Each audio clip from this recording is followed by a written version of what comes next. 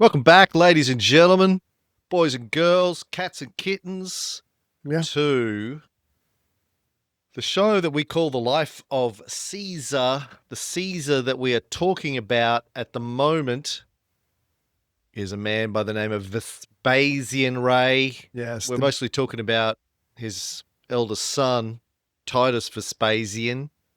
I was texting you over the last couple of days because I've been reading Pliny the Elder's Natural History. Now, I've never read it cover to cover before. I've read bits and pieces as we've done shows over the years. Sure.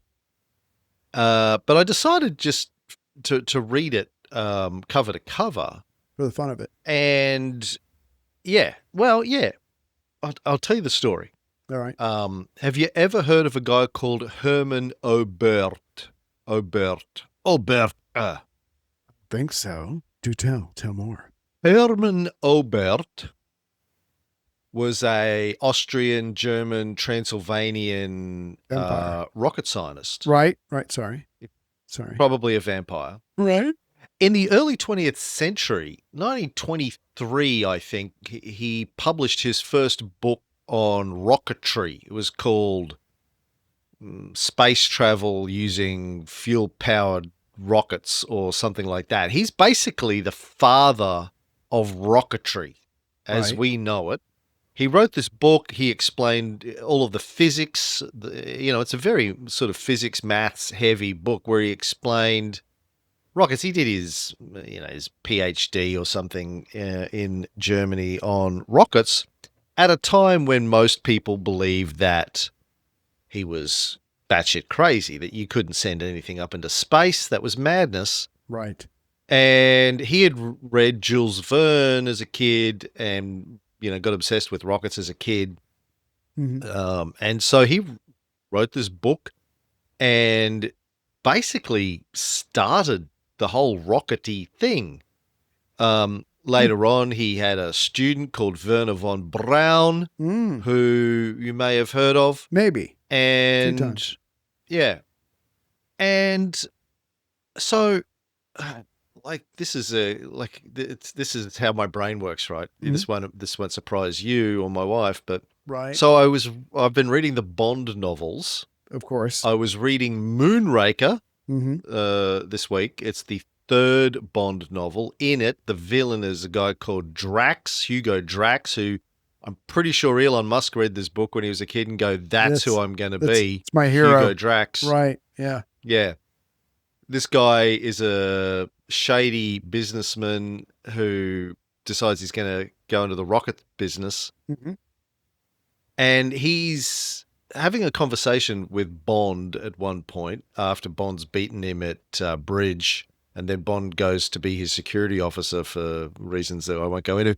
But Drax in the book mentions Herman Obert's book on rocketry. Right. I was like, never heard of this guy before. Who's this guy? So I go look him up, find out his backstory, download his book, start reading his book. Mm-hmm. And that led me to reading about the V2 and going into depth on Werner von Braun and the history of the V2 rockets, etc., etc., etc. Now, Herman Obert wasn't picked up as part of Operation Paperclip, which we have talked about on our Cold War show, I guess. Mm-hmm. Because he wasn't involved in the V2 directly. But he did go to the US from time to time after the war, did some work for Werner von Braun at NASA and different bits and pieces. Didn't die until like 1989, I think. Damn. Which must have been fucking incredible. Like you in 1923, you wrote a book about, I think we could build rockets one day, and people were like, you're fucking crazy. Right. And then, the 20th century becomes the century of rockets, and you're like, who's crazy now, bitch? Well, how do you think Noah felt? I mean, same thing practically. Yeah. Yeah. Exactly, sorry. Right. He invented doves. Right. So anyway, I was reading his bit about him in like Wikipedia, and later in life, he wrote a book about UFOs. Here we go. Where he said he did think UFOs were beings from distant solar systems. Mm-hmm. And he, as part of this, he mentioned Pliny the Elder talking about shining shields in the sky. And I was like, what? I've never heard that before. So that led me to read. So I've gone from Moonraker Right. to Rocket Man. Herman Obert Right. to V2s to Pliny the Elder. Right. That And tracks. so that it's tracks. yeah. Actually, yeah, no. Yeah. That's my brain. Yeah. I mean, I have a board. You can't see it, but I have a board with the needles and the yarn. And no, I've been following you yarn? for Yeah. years. That actually makes perfect Try sense. and follow the way Cameron's brain works. That's right. You need lots of yarn. So Yes. Different colors. Pliny the Elder writing, and so this gets us back to Titus. The first chapter of Pliny the Elder's natural history mammoth achievement is basically him sucking Titus's dick super hard, like Vegas level hard. Yeah. Oh, Titus, you are the greatest. You are so lovely and noble and humble, and you're such a good dude. You've been so good to me. So good. Even when I was one of your soldiers or generals or whatever he was. Right. You're the best. You're the greatest. I can't really believe how great you are. It's a whole chapter of this. Right. And I came out of it thinking, why do I pay Ray when he doesn't talk to me that way every week? Like, why are you not just sucking my dick as hard as Pliny the Elder sucked Titus Vespasian's? You bring up a good point. And of course, to take it one step further, I actually speak of you to you opposite of all that. So again, I'm just as confused as you are. So someone needs to investigate. I don't know. I don't have an answer. But Pliny the Elder did say that there were reports of shining shields in the sky. So then I ended up in ChatGPT and I'm like, what the fuck's with this shining shields business? And it's like, yeah, look, there were reports even in ancient times of weird phenomena in the sky. But it said, keep in mind that it could be all sorts of pareidolia. It could be, comets or meteors or sundogs or all the usual things that humans, particularly in ancient times, mistook for godly phenomena. Right. The other interesting thing, like chapter 2 of Pliny the Elder's natural history is basically him calling bullshit on gods, generally speaking. So aliens, okay. Which I found fascinating. Right. Yeah. Sorry, go ahead. Well, he doesn't actually, I think he does say the shining shields are, no, he doesn't talk about aliens. Okay. But in the chapter 2, talking about the gods, he basically says, look, gods don't exist. Anyone who tells you different is an idiot. Right. There is only natural phenomena. It's all natural phenomena. The world, which I assume by the world he means the universe, because he then, in the next chapters, he goes on to talk about the stars and the planets and all of this kind of stuff. So he knows there are things, obviously, outside of the Earth. Yeah. But he's probably thinking Platoistic spheres, the spheres. So I think when he says world, he's talking about this collection of spheres that they thought everything was part of. Right. But he says it's eternal. Everything is just part of that, and gods don't exist, and they certainly don't take an interest in human affairs, and anyone who tells you they do. And he talks about how ridiculous it is that the Romans have gods for everything and an infinite number of gods for everything. And he calls back, and I'm like, wow, that must have been, fairly atheistic sounding behavior for somebody in 79, whenever he's writing this, CE. Yeah. In Rome. I was highly impressed. But he wasn't, in his introduction, when he's not sucking Titus's dick, he goes on to say, look, I've written this thing. It's pretty incredible. I'm pretty awesome. I've read everything that everyone's ever read. I've traveled. I know everything. But he said the Stoics are going to hate it and the Epicureans are going to hate it. But his whole view about there are no gods, it's all just nature, is very Stoic / Epicurean. Yes. They're on the same page. ChatGPT said, he wasn't a Stoic, he wasn't an Epicurean, he was just a naturalist. He just had his own sort of view of empirical naturalism. Everything is just nature. And so there was the Venn diagram with the Stoics and the Epicureans from that perspective overlapped. Right. But yeah, there's other stuff that they believe that he didn't. So sure. Anyway, highly recommend it. There's a lot of gobbledygook about stars and how the stars operate by rotating in spheres around the Earth and all that kind of stuff. Yeah. But leaving aside that, seriously, fucking Leonardo da Vinci level achievement. And I sent you the section. Yeah. This is for people who listen to our Renaissance series.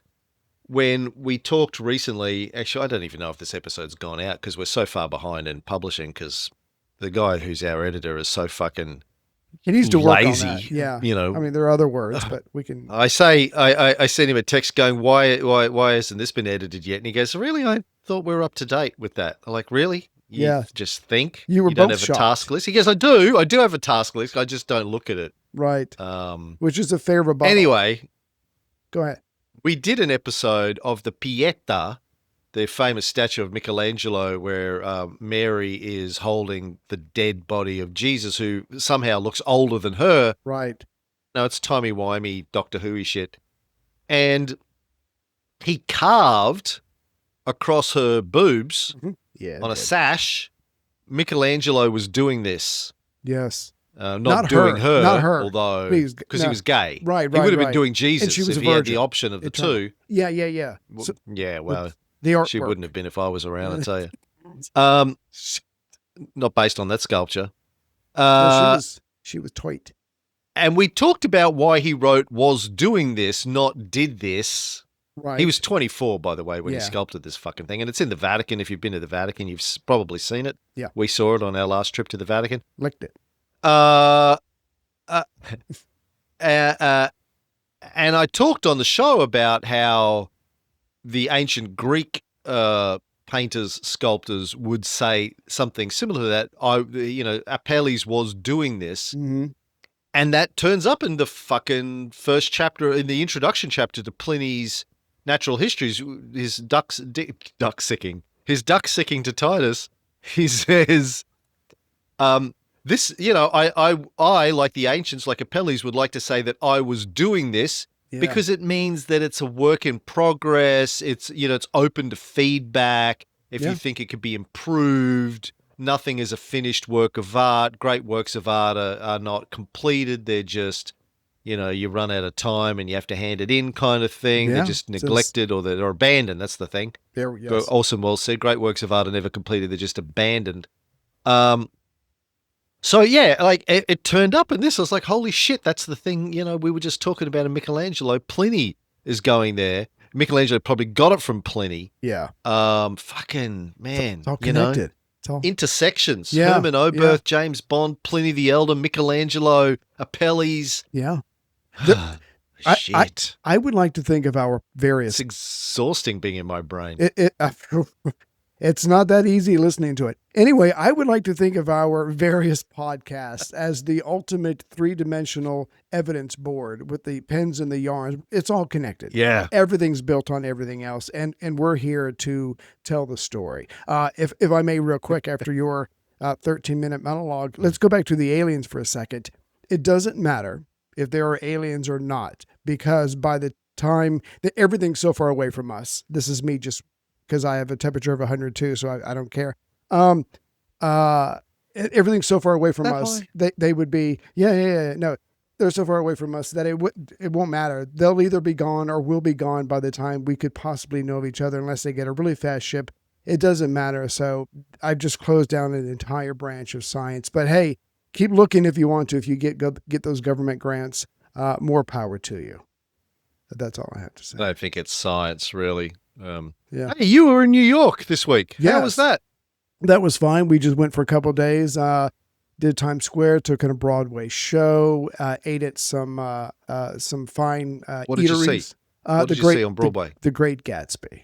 Always want to see it. I'm a big Jeremy Jordan fan. The whole family is, and it was magical. Who? Jeremy Jordan, the lead. He didn't write The Great Gatsby. No, that's the book. This is the musical.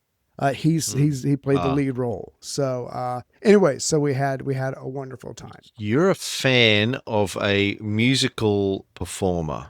Okay, this. Yeah, I this love is side drama. of you I love theater. I wasn't aware I'm of. sorry, musical theater is my life. You love musical. Yes, yes, I live for it. Everything I do is just to pay the bills so I can go listen to more songs and sing them in the shower at the top of my voice. There's another wrinkle Okay, to well, Ray. Yeah, go ahead.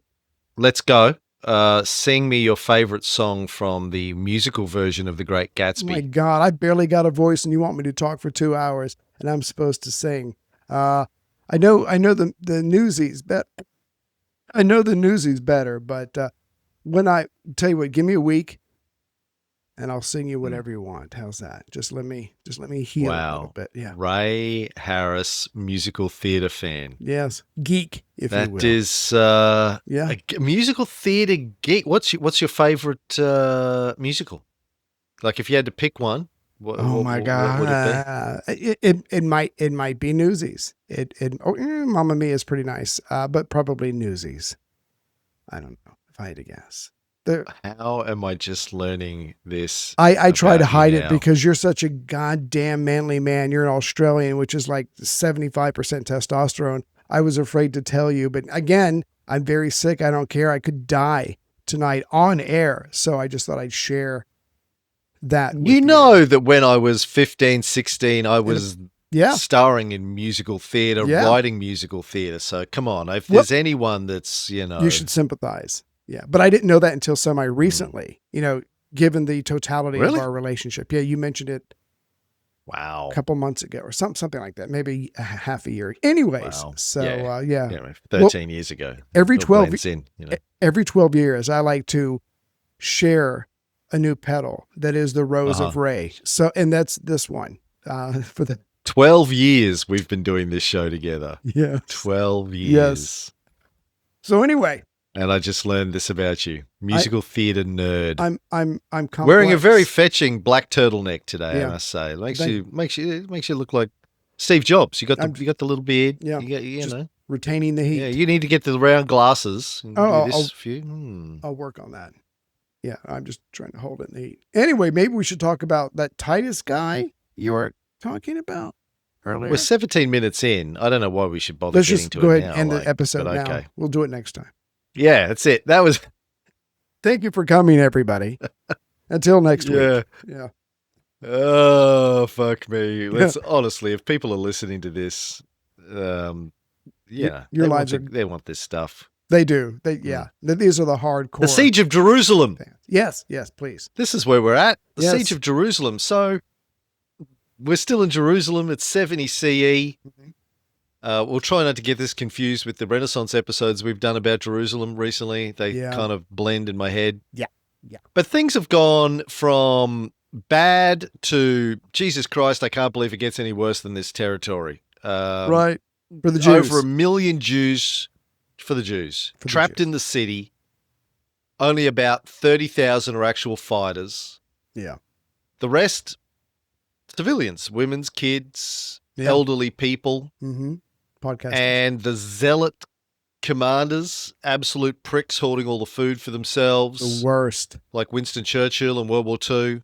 Right. They've got secret storehouses down in the passages beneath the Temple Mount where they're literally cooking and eating while everyone else starves. And we know this because archaeologists have found their cooking utensils down there. Right.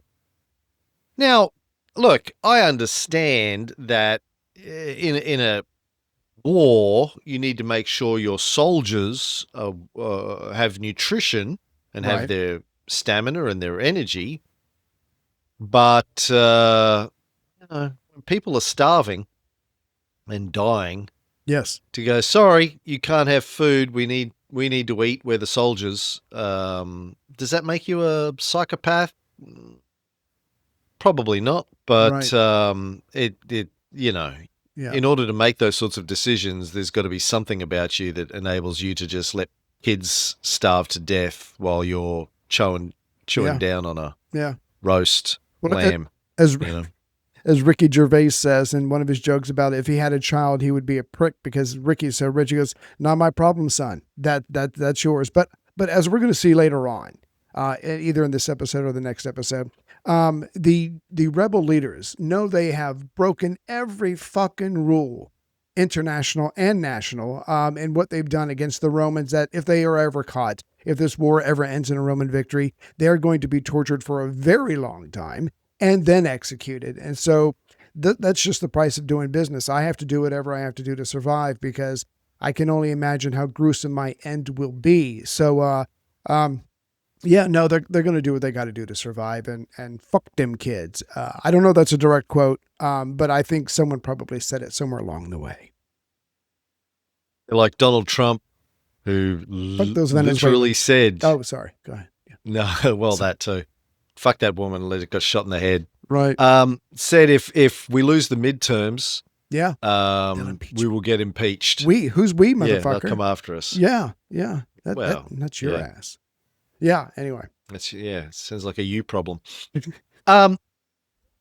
Titus moves his main camp to what they called the camp of the Assyrians, named after some unsuccessful siege attempt way back in 701 BCE. Right. And it's right near Golgotha, that little rocky hill where they supposedly crucified some Jewish preacher 40 years earlier. Right. Sounds familiar. And he gets his legions to work against the second wall. So at the end of our last episode, they'd gotten through the outer wall, which you can call the third wall or the first wall, depending on your point of view, which book you're reading. Right. Yeah, I just call it the outer wall because that is plain. But some sources call it the first wall, some call it the third wall. Yeah.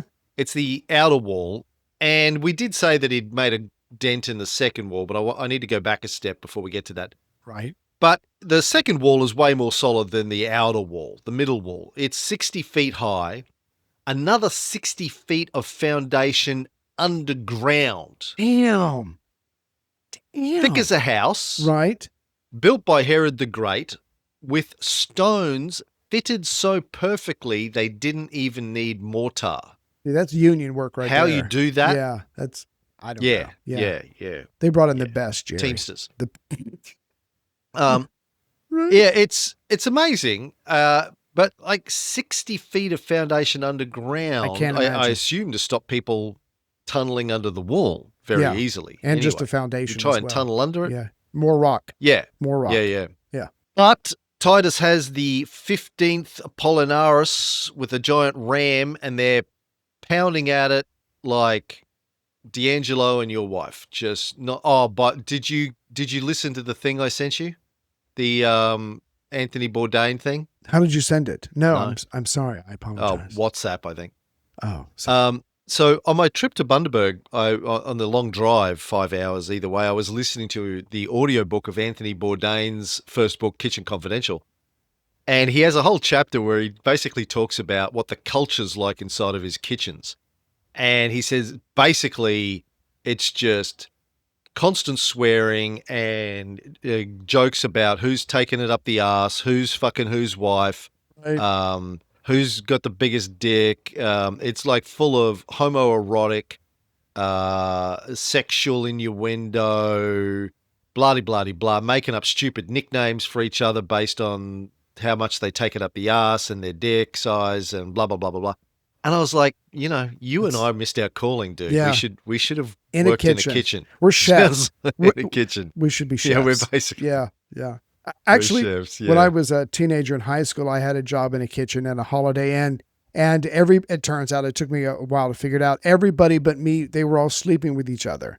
I was just a high school kid. And, Anthony Bourdain is absolutely right. It was a sex pot with occasional food served. Yeah. It's a very different world in there. Yeah. Yeah, well, anyway, lots of nonstop pounding. And he manages to weaken a tower, but it's not giving up easily. Like your wife. Right. When you were trying to tap that. She held out. She held out for 5 years. She was like the second wall of Jerusalem, just holding out against nonstop attempts at pounding. That's so hurtful. Yeah. You're not wrong. Anyway, let's move on. Let's get off my penis. So the Jews are coming out of the walls and attacking, and the Romans are attacking the Jews. And then we get this guy called Longinus. Mm-hmm. Long Penis, I think was his original name. It just got abbreviated to Longinus. Longinus. Yeah. And the Golden Spear. Now, this guy, the Jews are coming out. They're trying to burn the towers, burn the rams, sabotage the Romans' attempts to dig under the wall. Mm-hmm. This guy leaps from the Roman ranks with a javelin and runs at 2 Jewish fighters who are charging him with swords. God damn. He sidesteps both. Right. Stabs his javelin into the mouth of one opponent with such force that it comes out the back of his head, according to Josephus. Yeah. Then pulls the javelin out of the guy's skull, chases the other guy down, and stabs him in the side and kills him. Can I say the second guy was correct to run after the Roman pulls it out of the other guy's skull? I think that is the appropriate military tactic. It's called retreat. I think he chose wisely, but it served him. It didn't help him at all in the end. Now, as I understand it, the double use of the javelin is unusual. Do you want to tell everybody why, Ray? I'm sorry, you faded out. Could you say that again? The double use of the javelin, using it twice, is unusual. Do you want to tell everybody why? Oh, right. Yeah. No, the Romans learned a painful lesson, and the Romans are not stupid. So many, many years ago, before this moment, they would throw a javelin or whatever, and the enemy, if it didn't kill anybody, would pick it up and throw it back. That's what we call in military terms an ouchie. So there's a part between the spear and the tip of the spear where it's very weak, so it breaks off. So you can't use it against the Romans. They don't appreciate that. They worked very hard to make those. They had to pay for them. So they don't want their own weapons used against them. So it breaks on purpose. So it's nothing more than a stick after it hits somebody or the ground. Yeah. But in this case, it didn't work. Well, for some reason, he jammed it so damn hard in this guy's face or in his mouth that, I don't know, it just defied the laws of physics and just kept on going and did not break. Yeah. Damn. So the men of the 18th, his legion, are cheering. But Titus arrives, personally kills 12 rebels, and then drives them back. That sounds right. Now, we're going to get into what happened to Longinus, the tribune, in a minute. But obviously, you being, having the big brain that you've got, hearing the terms Longinus and spear, you're making an immediate connection. Like the red yarn is going off in the little pin board of your brain. Absolutely. What do you think of when you think of Longinus and spear? Well, I don't want to besmirch anybody's name or reputation, but I think it's fair to ask, is this the son of a bitch that stabbed Jesus in the side while he was being crucified to see if he was dead? I can't remember. But is this the one and only Dicus Maximus who treated our Lord and Savior like a piñata, if you will? I don't know. That's my take from what you just said. What about you? Well, we talked about this on Renaissance 214. Right. The Holy Lance of Antioch. Right. Good stuff. 1,000 years later, right, when some guy gets a vision and they pick it up and they take it into battle against the Muslims. Mm-hmm. We talked about in the modern era, at least 4 major relics are claimed to be the Holy Lance or part of it. There's one located in Rome, one in Vienna, one in Vargarshapat in Armenia, and the one in Antioch. Right. So, what is it? Now, you mentioned Jesus getting stabbed in the side. Which Gospels refer to that incident, Ray? Of stabbiness? No, I honestly... Matthew, Mark, Luke, John. I don't know. I cannot remember. I saw your film, loved it, by the way, but I don't retain much, as you well know. Yeah, well, I didn't mention that in the film. I should have. But what I did mention in the film is that in terms of chronological order, as far as most scholars agree today, the Gospels were the earliest is Mark, then probably Matthew, then Luke, and then John. Mm. The first three are called the synoptics because they tell a similar story, probably because Matthew and Luke copied off of Mark. Bastard. But in the synoptics, there's no mention of the spear. Jesus dies, that's it. There's no stabby, no blood and water, no spear. Right. The Roman soldiers in the synoptics break the legs of the other crucified men, but Jesus is already dead, so they don't touch him. Right. Makes sense. They break the legs to make you sink down and die faster. The spear only appears in the last gospel, the Gospel of John. John 19:34, he says, instead, one of the soldiers pierced Jesus' side with a spear, bringing a sudden flow of blood and water. Interesting. Maybe he just had to stand out. But the earlier gospels Sorry, go ahead. Don't mean, yeah. Well, John is, John is the more fantasy driven. Sure. I think they're all fantasy driven, but John is even crazier. Gotcha. Now, he doesn't even mention the name of the guy who speared him. The name Longinus appears later in Christian tradition, not in the New Testament. But Josephus, written around about 70 CE, a little bit after the fall of Jerusalem, does name a Roman officer called Longinus who uses the spear for dramatic effect. Right. Early Christian writers obviously knew about Josephus. They cite him. Origen cites him. Eusebius builds half of his history out of Josephus. So the oldest known reference in Christianity to the name Longinus as being the guy who stabs Jesus with the spear comes from the Gospel of Nicodemus, which is apocryphal. It's appended to the 4th century manuscript of the Acts of Pilate. That's the first time we hear of this guy called Longinus stabbing Jesus with a spear. Right. Now, the name Longinus is sort of a tongue-in-cheek joke because I think in Latin, a spear is lonca. Oh. So it's like the spear guy. Longinus basically means, in Greek it would be lonca, I think. In Latin it's lancia. Right. But it's lonca basically means spear, right? Lance, lonca, Longinus. It's basically the spear guy. Longinus basically means the spear guy. Right. So that makes sense. Not a bad name if you are the spear guy. Right. To be called the spear guy. I've heard worse. But yeah, it's like people call us the podcast guys. Right. Yeah, just the podcast guys. So mean. They actually say unemployed. Go ahead. No, you go ahead. It kind of suggests that Josephus is making the story up in the first place, right? Right. Or making the name up, if not the story up. So the spear guy did this thing with the spear, and it was fucking awesome. Right. And then later on, some Christian guy writing the Gospel of Nicodemus goes, either borrows the same idea, well, I'll just call the spear guy, or goes, well, Josephus had a spear guy, and his name was Spear Guy, so I'm just going to name him the spear guy after Josephus's spear guy.